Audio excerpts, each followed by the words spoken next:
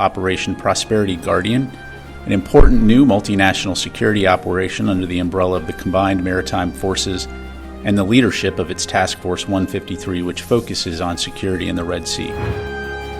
Less than a week after the United States announced the formation of a Washington-led major task force to protect and secure maritime traffic, mostly Israeli-owned and Israel-bound merchant vessels, through the Red Sea from attacks by Yemeni Houthi rebels, Operation Prosperity Guardian, or OPG, has already started showing signs of weakening.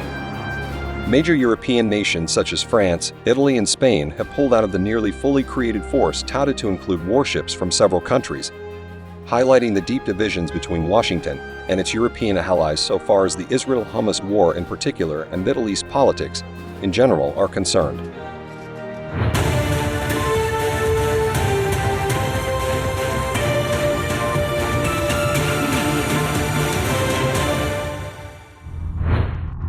On December 21, the U.S. said more than 20 countries had agreed to participate in the U.S.-led Anti-Houthi coalition. From the beginning, we've said that this is an international challenge that requires collective and international action. And we've been able to bring together now a number of partners, including the United Kingdom, Bahrain, Canada, France, Italy, the Netherlands, Norway, Seychelles, Spain, and even more, to address this challenge together. While describing the purpose of the task force, the Pentagon said that it would serve as a highway patrol of sorts patrolling the Red Sea and the Gulf of Aden. The forces assigned to Operation Prosperity Guardian will serve as a highway patrol of sorts, patrolling the Red Sea and the Gulf of Aden to respond to and assist as necessary commercial vessels that are transiting this vital international waterway. It's a defensive coalition meant to reassure global shipping and mariners that the international community is there to help with safe passage. However, the strength of the mighty force now seems to be dwindling. France, Italy, and Spain have explicitly stated their commitment to operating exclusively under the command of international bodies, such as the United Nations, NATO, or the European Union in international waters. According to Spanish media outlet El País, U.S. Secretary of Defense Lloyd Austin included Spain in the U.S.-commanded Operation Prosperity Guardian without prior notice to the European nation. The move displeased the Spanish government and triggered tension between Madrid and Washington, which has been accused of trying to dictate Europe's foreign policy. Meanwhile, France's interests in the Middle East are multi-layered. The relationship between France and Lebanon has historical, cultural, and political dimensions. There are fundamental differences between France's relations with Arab countries and the diplomatic posture of the U.S. in the Middle East. That leaves the U.S. with the United Kingdom, Norway, the Netherlands, Greece, Canada, and Australia as nations that are still, officially, on board with the OPG.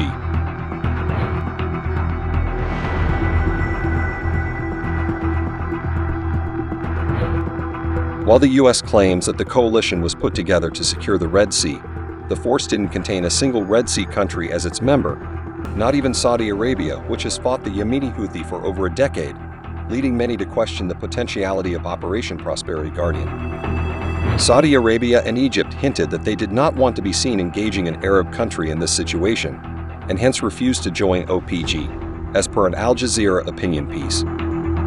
Most of the Red Sea countries, including Saudi Arabia, Yemen, and Egypt, have criticized the Biden administration's diplomatic, financial, and military backing of Israel in its war on Gaza, as they call for a humanitarian ceasefire in the besieged enclave.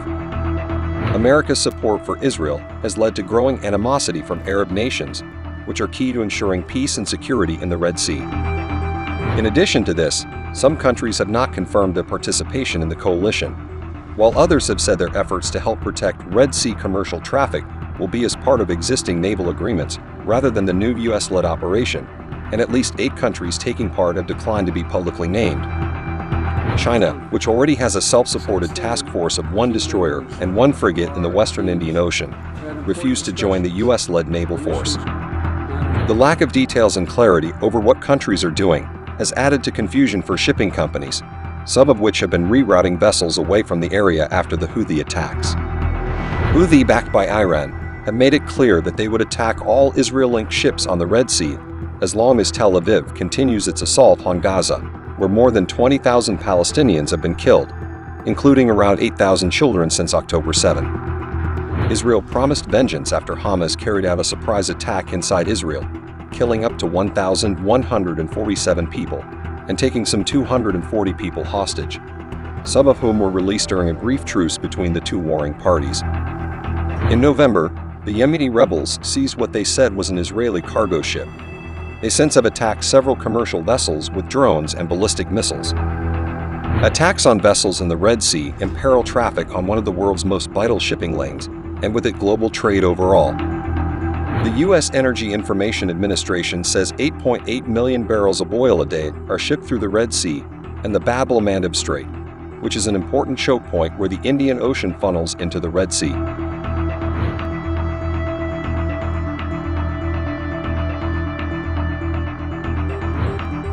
There are already several navies which are part of international operations to protect shipping lanes in the region, including protecting vessels from pirates who for several years disrupted shipping off the coast of Somalia. Operation Atalanta, set up by European Union Naval Force Somalia, operates off the Horn of Africa and in the Western Indian Ocean to support UN resolutions to protect the seas from piracy. Its headquarters is in Spain. Operation Egener, a European-led operation which aims to guarantee freedom of navigation in the Strait of Hormuz, a major shipping lane for oil exports from Gulf states. Combined Maritime Forces, a multinational maritime partnership led by the U.S. from Bahrain, the base for the U.S. Navy Fifth Fleet. CMF has 39 members, including NATO and European states, regional countries, and other nations. One of its missions is the Combined Task Force 153, CTF 153, which operates in the Red Sea. The approaches of the Bab el-Mandeb Strait are bristling with warships. More than 35 from at least 12 nations that do not border the Red Sea are now in positions from which they could reach the strait in less than 24 hours. Regardless of the number of participating countries, Operation Prosperity Guardian will not be just a simple act of escorting ships through the southern Red Sea. Any such act could at any moment spiral into a major escalation that could easily open another front involving major regional actors. If you like this video, then like, share and subscribe to ET Now.